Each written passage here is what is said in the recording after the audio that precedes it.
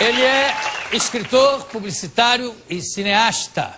Eu vou conversar, se eu conseguir abotoar o paletó aqui dentro. Que é toque, só para depois desabotoar. Pronto.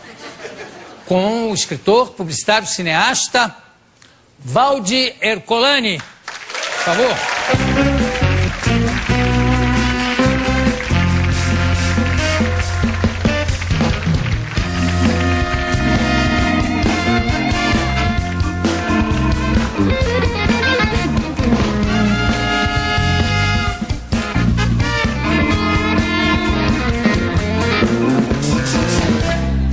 Você trabalha com mármore também? Não. Porque você tem um aperto de mão que quase me triturou os ossos. Jô. E o abraço também. Jô. Esse homem é marmorista. Não. É um afeto. Afeto? Não te lembra que há 38 anos atrás, eu e você estávamos num avião da Air France, estacionado no aeroporto do Rio de Janeiro, Santos Dumont, fazendo um comercial para a Air France. Você, garoto, propaganda, e eu, o diretor de cena. Olha que memória! 38 anos. Então, esse aperto que você deu na minha mão foi de vingança. Não, a vingança. Não. Foi um comercial que eu fiz para a Air France. Jô. Me lembro nitidamente, lembro de você, inclusive. Jô, e te digo Você era mais baixinho ou não? Olha, foi o comercial mais rápido que eu fiz na minha vida. 3 take e usando o jargão cinematográfico, estava na lata. Olha. O ator era top de linha. Puxa, muito obrigado. Posso tomar um gole do teu Prosecco? Pode. Eu não sei o que tem aí, se é água. Você quer processo? Quer um champanhe? Você quer? Não, essa tá ótima, essa aqui. O que tem ali, Alex? Água, seu João. Ah, é água. É um pró-úmido. Entendeu? Prosecco, pró. Bem, enfim. Jô, então, hoje, 38 anos depois, eu Você estou... lembra que roupa eu tava? Não. Eu tava com terno preto, com riscas tom sur tom. Ah. Coisa de viado. Lembrar de um detalhe desse? Agora, eu lembro que você era um pouco mais baixo, não sei, ou era eu que era mais magro? Eu acho que era você que era mais magro. Eu tava numa época muito magro até, muito mesmo. Pois é, dito isso, acho que não temos mais nada a conversar. Vamos direto aqui ao assunto do livro. Nossa, quase que eu derrubo aqui. Inocêncio e o início da jornada. É Valdi ou Valdi? Valdi. Valdi, porque quando eu estava nos Estados Unidos, eles não conseguiam pronunciar Valdi, né? Valdi, how are you? I'm fine. Não, Valdi, então ficou Valdi. Ficou Valdi. Ilustrações da Ana Luísa Bellucci. Isso. E pela editora Selene. Selene. Você ficou quanto tempo nos Estados Unidos? 8 meses. Em 8 meses você já mudou a acentuação do nome? Totalmente. Para não virar... Porque senão, como é que falavam? Valdi. Valdi. E você gostou, ficou Valdi. O Valdi ficou porque toda vez que eu dizia Valdi, escreviam ou com Y, né, ou com W, então Valdi. Então. Você sabe que nós tivemos aqui um escritor de peças teatrais, foi casado com a Heloísa Helena, que chamava Paulo Magalhães. E era uma figura muito animada, muito alegre, e morou nos Estados Unidos muito tempo. Ele escreveu a peça O Imperador Galante, foi feito pela Heloísa Helena e pelo... não me lembro agora, mas foi pelo Odilon. E aí ele morou nos Estados Unidos, e Magalhães lá era incrível, ninguém Magalhães. Aí ele pegou um mapa mundi, olhou, Estreito de Magalhães, estava lá, Magellan Strait. Aí ele passou a se assinar Paul Magellan, ficou Magellan, aí ninguém errava o nome dele. Não, e o meu apelido lá era Vel, porque eles tinham dificuldade de pronunciar Valdi, né? Até Valdi eles tinham dificuldade? Vel. Vel. Podia ser também Vivaldi. Podia? Esse livro trata exatamente de quê? Esse livro é o início da jornada do Inocêncio, Ju. Ele tem como pano de fundo... Quem é o Inocêncio, irmão? Está aqui na tua frente. Ah! Aqui, você está entrevistando ele. Mas Inocêncio é um nome de ficção, né? Ou não? Não. É um nome de ficção.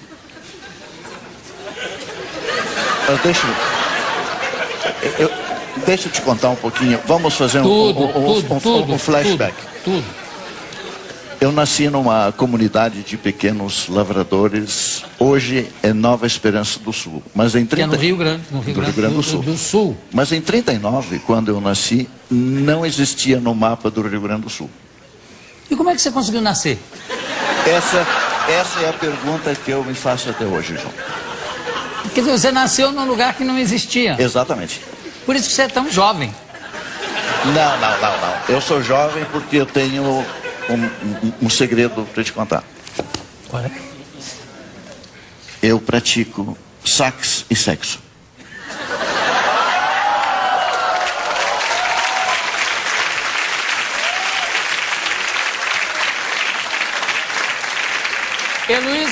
Heloísa PRC, o que é que você tem a dizer para um homem que pratica sax e sexo?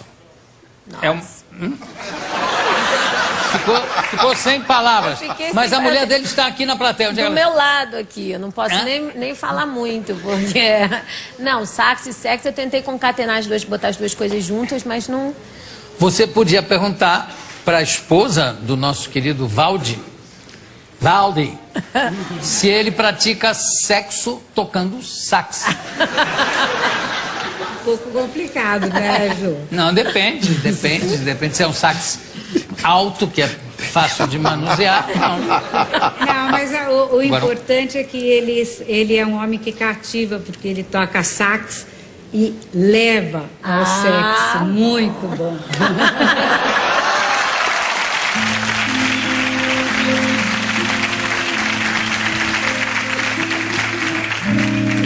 Mas esse nó do Inocêncio, eu preciso te contar essa história do Inocêncio, porque a criança, quando eu vim ao mundo, eu vim como... Criança. A criança e o CD virgem. Era um CD virgem.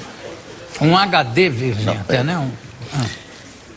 E eu nasci numa comunidade de pequenos lavradores. Agricultor. Isso. Não havia luz elétrica. Não havia rádio. Quer dizer, você nasceu mesmo sua mãe dando a luz, você nasceu no escuro. No escuro.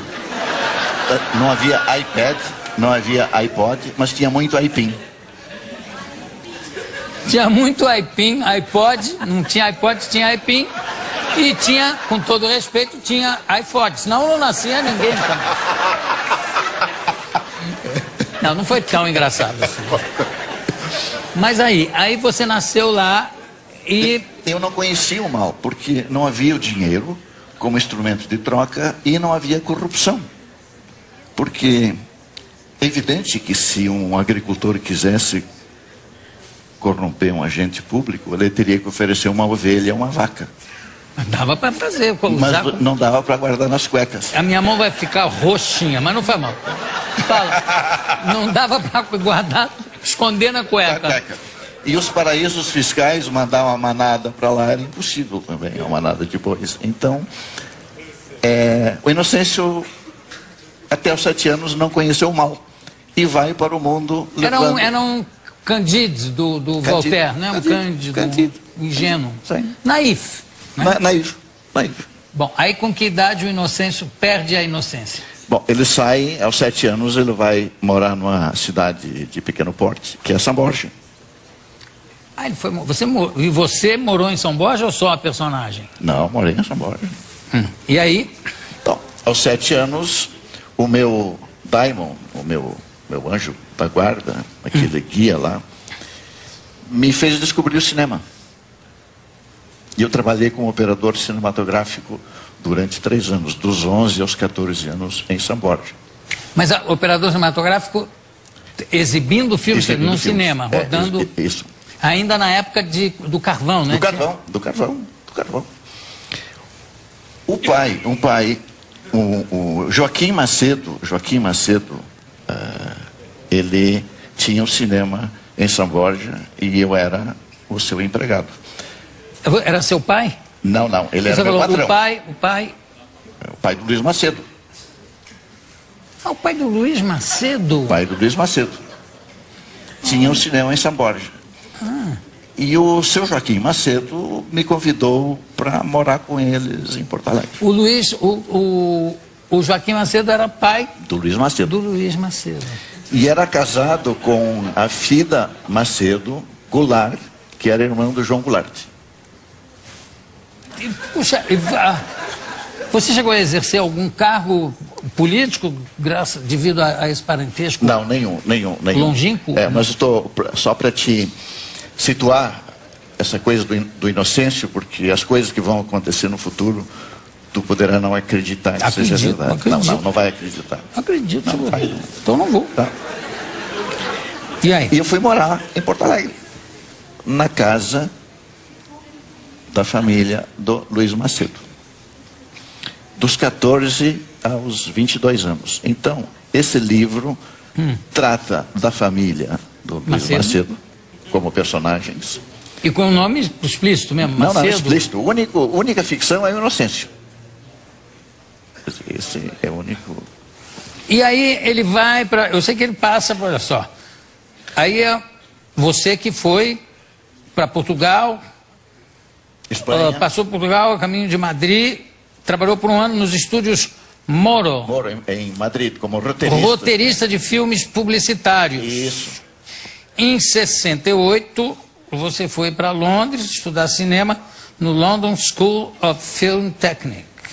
É isso? Isso. Em 69, foi para Paris. Você viajou muito. E porque se não me falha a memória, esse comercial que você citou foi feito em 71 72. ou 72. E foi o primeiro comercial com som direto. É mesmo, João? Você não foi dublado, João. Era tua voz. Eu sei que não foi dublado. Eu sei. Bom, e aí, então, agora tem agradecimentos aqui, olha, Luiz Macedo, enfim, uma porção de gente e tal.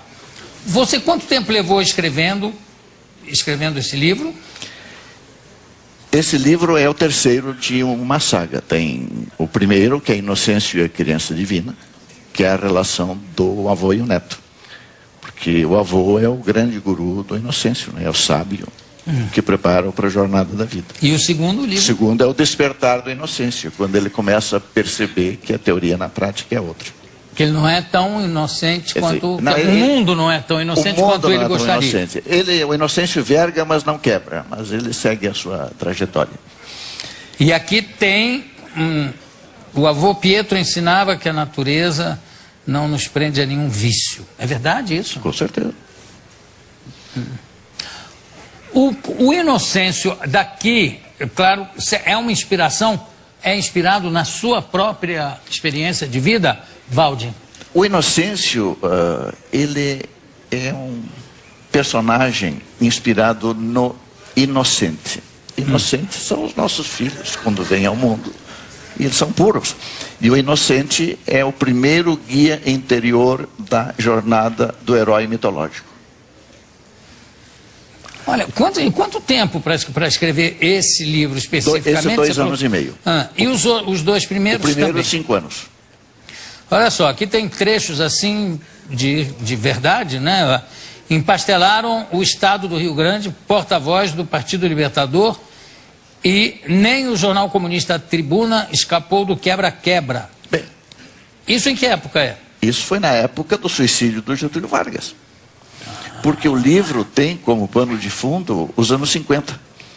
A época da Guerra Fria, a expansão americana. Eu adoro misturar ficção com realidade, que me parece o que acontece aqui também, ou não? Sim. Eu assisti o funeral em São Borja, do Getúlio. Quem levou você? Eu fui de trem. Sozinho? Sozinho, 25 horas. Só para conferir se o Getúlio tinha morrido mesmo? Ou... Não, duas coisas, João. Ou uma homenagem? O que foi essa viagem? Eu precisava rever os meus pais, porque... Eles estavam aonde? Em São Borja. Aí você estava em Porto Alegre. Em Porto foi lá. Alegre, eu fui adotado pela família Macedo. Então, adotado não legalmente, adotado como... Sim, fui um convidado. Criado como um filho. O Luiz Macedo é o meu irmão. É meu irmão. E o Luiz Macedo tem duas pessoas muito importantes na minha vida, João. Uma foi o meu avô, no primeiro livro, e a segunda foi o Luiz Macedo. O Macedo, meu queridíssimo amigo, Macedo, que me indicou essa entrevista. Macedo, muito obrigado, aliás. E tem um detalhe que eu queria muito que você contasse sobre aprender a falar inglês. Como é que foi essa história? Você já trabalhava? Não, eu tinha uma formação gráfica já, eu era diretor de arte em Porto Alegre. Da MPM? Não era da MPM ainda, a MPM ainda não estava ainda em preparação, em formação. Surgiu uma escola de inglês em Porto Alegre e eu achei que eu queria aprender a falar inglês, que era o idioma do Roy Rogers, do Gene Autry e o Hopalong Cassidy, meus heróis favoritos. Então eu queria falar o idioma deles. E me inscrevi nessa escola e como eu havia trabalhado no cinema, o ouvido ficou afinadíssimo porque tinha um alto-falante na cabine o tempo todo. Era um audiovisual, na realidade, os filmes naquele tempo. Exatamente. E aí? Em 6 meses, a escola me convidou para ser professor. E eu lecionei inglês 2 anos. O que o Macedo conta é que, na verdade, eu cheguei... o Luiz me perguntou, como é que vai o teu curso de inglês? E eu disse para ele, Luiz... É que os alunos não estudam. Mas que alunos? Não, meus alunos, é que eu sou professor. Em 6 meses... 6 meses. Já estava ensinando. Exatamente. E me serviu de trampolim para ir para os Estados Unidos, porque quando eu tinha 21, cada 7 anos a minha vida muda, né? Quer dizer, nos primeiros 7 anos eu saí de Nova Esperança e fui para Porto Alegre, para São Borja. Aos 14... Voltou para o enterro do Getúlio. Aos 14 eu fui para Porto Alegre. Aos 21 eu fui para os Estados Unidos. Mas eu queria conhecer o Roy Rogers, o Gene Autry e o Hopalong Cassidy. Aí eu fui no consulado americano. Chama-se Mr. Percy Warner. Eu digo, Mr. Warner, eu preciso ir para os Estados Unidos para conhecer o Roy Rogers, o Gene Autry e o Hopalong Cassidy. E eles assim... Valde, você só pode ir aos Estados Unidos se você tiver alguém nos Estados Unidos que te dê uma carta de trabalho. Tudo bem. Na agência tinham as revistas americanas com ofertas de empregos de Los Angeles. Eles escreviam cartinhas, não tinha o iPod nem... Não, e vinha uma resposta. Mr. Colony, thank you, obrigado por sua carta, mas o senhor só pode... receber um emprego se tiver um visto de permanência. Então, o cônsul não me deixava aí e o outro não. Quer dizer, ficou uma coisa lá, outra cá. Agora, Valdir, eu queria que a gente terminasse o nosso papo com você tocando saxofone. Porque ou é sexo ou sax, eu acho que em público é melhor você tocar o sax do que... Então, apesar da sua mulher estar aqui na primeira fila. Vamos lá. É um tenor. Vamos lá. Vamos ver se sai na primeira. Não, no ensaio você tem bom, cabeleira, já tem cabeleira de maestro.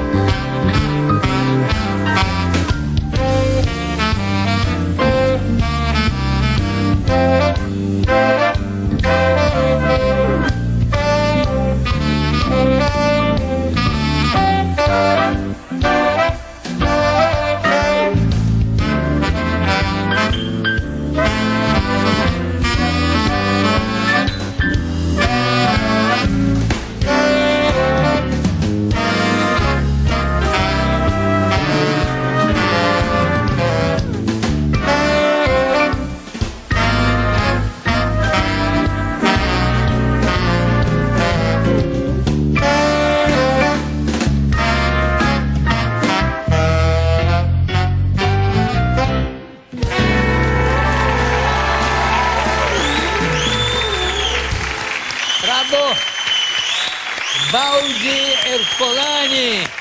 Muito obrigado, daqui a pouco a gente volta.